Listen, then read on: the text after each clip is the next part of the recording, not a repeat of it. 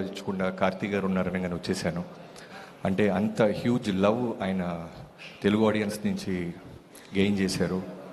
జనరల్గా మన తెలుగు వాళ్ళం చాలా సినిమా పిచ్చోళ్ళం. మనకి ప్రాంతము భాష ఏ సంబంధం ఉండదు.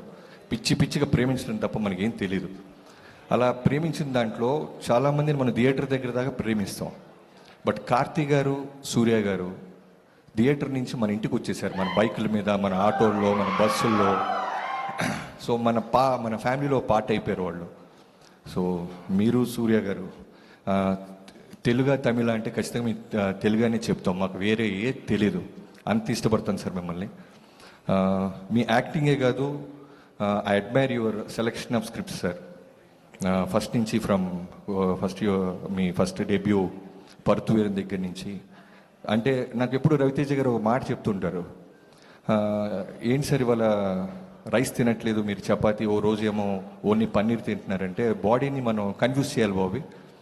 సో అలా ఆయన సెలెక్షన్ ఆఫ్ ఫిల్మ్స్ అలా ఉంటాయి, కన్ఫ్యూజ్ చేస్తారు.